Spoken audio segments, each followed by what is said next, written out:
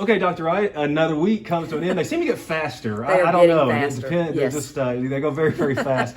It's our another end of week chat, and this week's focus, I guess, is schools that have been going on remote, those coming off remote, about to go back in, and we start with Mount Juliet Elementary, Stoner Creek Elementary, set to go back to traditional like it was before they went to remote, starting this coming Monday. That is correct. That is correct. And again, the process works.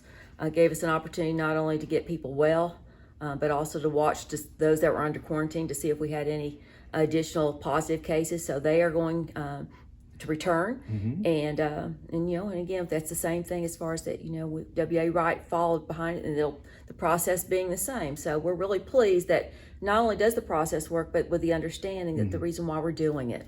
And WA Wright has another week of remote, just so not to get that confused. But say it again, Mount Juliet Elementary and Stoner Creek Elementary set to go back full-time traditional this coming Monday. This coming Monday, correct. When a lot of these transitions happen, the rumor mill starts really churning. And talk about this week areas of concern and maybe squash some rumors that may be out there in terms of teaching and learning plans for other schools. Well, first I was informed on Monday about wanting to know the logistics on the plan for the whole district to go virtual.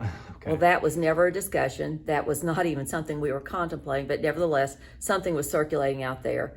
And again, some of the rumors will foster some conversation that, will give it some legs. However, yesterday we were hearing that we were anticipating Mount Juliet High School going remote. In fact, their numbers were looking much better yesterday. Good. And so there's no discussion and no indication that they would even be headed in that direction.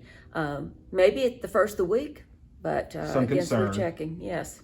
So they're in good shape. Overall, as a district, as you look, there are a few areas of concern as we in the pandemic. You're always going to have concerns, but certainly you have your eyes on a few spots that so far so good this week. But as you look into next week, you'll continue to gauge and monitor. Well, and it's something that we are so fortunate, and I want to remind people we have an RN at every single school, and I cannot even begin to not only how fortunate we are, but the work that they do in addition to taking care of our kids for just everyday illnesses and that kind of thing. They're part of that, looking at contact tracing, working through, making calls. It's been terribly important with what they've been doing. As far as the information that principals are sending home to parents as a reminder. So we monitor every single day. It's not something looking at like a week in review, monitor every day. With that being said, much what had been said earlier, that we were going to look at 20 school day increments to do an evaluation as far as, are we seeing a tremendous spike? Is there something that we're seeing in pockets in the district that might be an indicator of something that we have been overlooking? And today, November 6th, is that 20th school day. 20th school day. I think there may have been a little confusion on there, rightfully so. That it was 20 days since the October meeting, but it was 20 school days, and today is that 20th school day since that. And as you look at the forecast today moving forward at that 20th day, no significant changes coming in terms of on the immediate term. Long range, that's and again, when we look at that, there would have been concern, particularly end of last week, going into the first of this week. We saw some spikes that really put us in a critical range. We're starting to see it level out.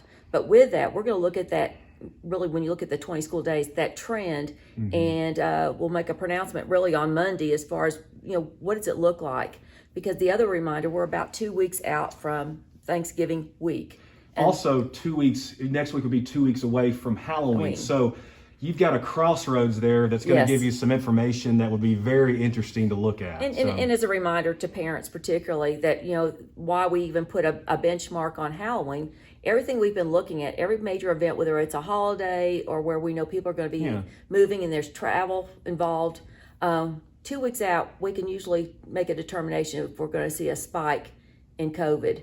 And it's been a pretty true indicator. So again, like you just said, Halloween, we'll look at that again. We're about 2 weeks out from Thanksgiving week. A reminder to parents, 2 years ago, we went to 1 week fall break, but added a full week to Thanksgiving as far as a good natural transition, and we're going to be thankful for it this year. I don't know if too many parents need a reminder that they have a full week at Thanksgiving of our families, and certainly I know they welcome that. And as well as our staff, because that's one of the things, our staff, they need rest. They need some recovery time because they've been really moving hard on providing instruction in many different ways. So we're looking at that. And then again, after Thanksgiving week, you've got about 3.5 weeks that we move into the Christmas holidays. So, and just like that, I mean, just like that, a half a year will be over. And that's, but I think a lot of people would say, okay, 2020 will be over. We've kind of found a little bit of there has been some encouragement this week. The first part of the week was a little concerning. Things looking better today. But we can't pin everything on one day, and it is a day-by-day process. So as we kind of close things out, the encouragement for people to continue to do the right things. If you're heading to playoff football games tonight, do what you need to do to keep yourself safe and those around you. And you mentioned, you and I were talking a few moments ago, the young kids, the elementary kids have done a fantastic job overall with the safe health guidelines and everything. A reminder to those families and students again. And I want to commend parents because again, we do not require the younger kids, particularly K through 5, to wear the mask, but the majority of our kids do. We really believe that's a difference maker that we've not seen the widespread across the elementary schools that some other districts have seen. And then the same thing with 6th through 12th grade. Yes, they're on a hybrid. We also look at minimizing the number of students that are moving every day because we've cut the population in half, but they wear their masks. And we're really pleased right now, and it's not to say that it won't happen, but we've not had to go into remote for any of our high schools. Right. And that's remarkable when you look at the number of kids in the building at any given time. So again, like you said, continue to practice good hygiene. It shouldn't be said that you need to wash your hands, but you need to take extra time to wash your hands. But the masks, whether, we all will agree that they're uncomfortable. But I think we can agree that it's made a difference as far as wearing them as needed and appropriately. All right, well, another great advice, great stuff, and some great feedback and some clarification on some things that have come down. We appreciate the time. I know you got to hop on a call this morning, so we'll cut things a little bit shorter today. But again, thanks for the time. We appreciate Thank you. it. Stay healthy, stay well, and a shout out to, I've got to do this, Aiden Britt, Lebanon High School. Yes. He, out of 194 contenders in cross country, he's number 1. He's the best of the best. And so we want to do a shout out because that's a significant. He's also a commended student in the National Merit Scholarship program. So he's a scholar athlete. A scholar athlete, truly is. Yes. So congrats to Aiden on those accomplishments. All right, folks, have a great weekend, and we'll talk to you soon. Thanks, Dr. Thank Wright. you.